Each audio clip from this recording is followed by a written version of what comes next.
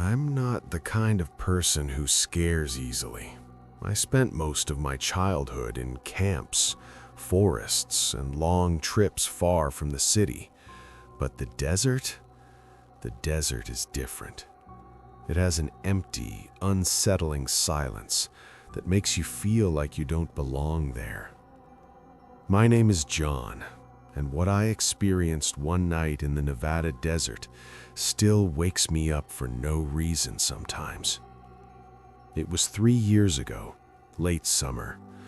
I was driving from Reno to Las Vegas and decided to take a quiet back road, one of those roads no one uses after midnight.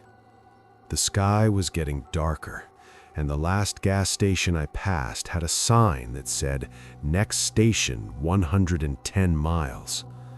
I didn't think much of it. I just wanted to reach Vegas before sunrise. About an hour later, the road became completely silent. No cars, no lights, no sounds, just the engine and the warm desert wind hitting the car.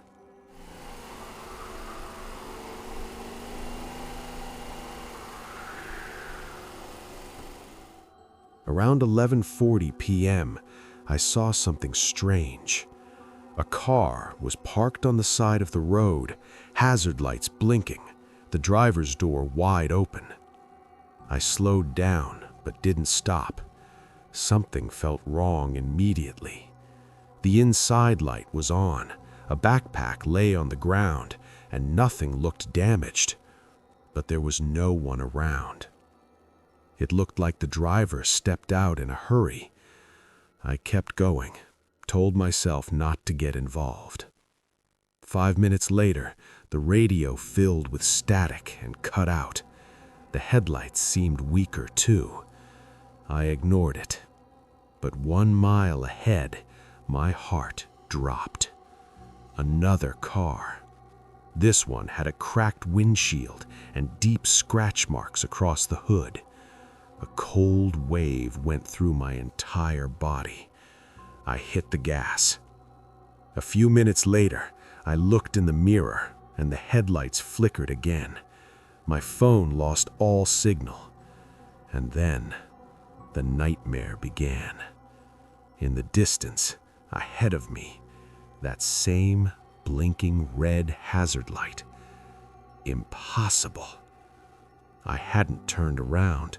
The road was straight. This time, I stopped. My hands were shaking. The desert was dead silent.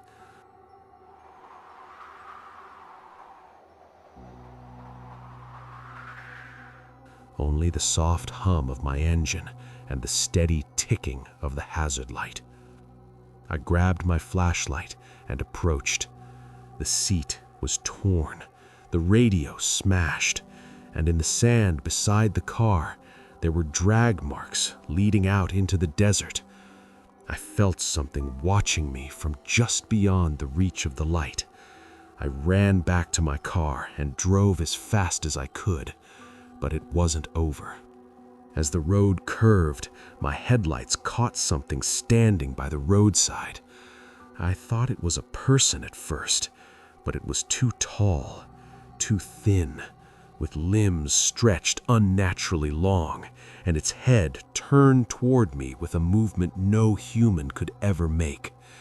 Its eyes, if they were eyes, reflected the headlights like an animal's, but the shape was wrong.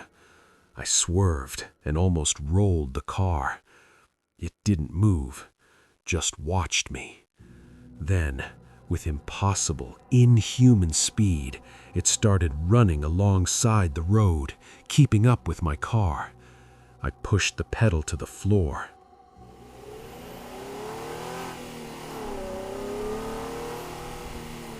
For nearly 10 minutes, I could see its shadow at the edge of the light, not falling behind, not getting closer, just watching, until the road dipped downward and the shadow disappeared.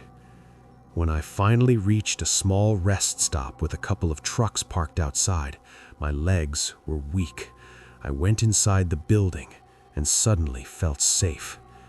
An old man at the counter looked at me strangely.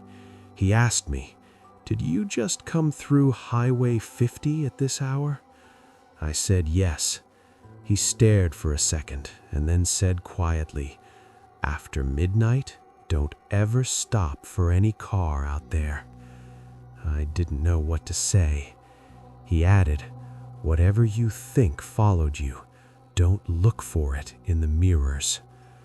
I stayed in the restroom until morning, lights on, door locked. When I came out, everything looked normal. Trucks in the same place, people walking around. I didn't talk to anyone. I just drove away. And I've never taken that road again. But still, sometimes, when I'm driving alone at night, I see a blinking red light in the distance, and I never know if I should keep going or turn back.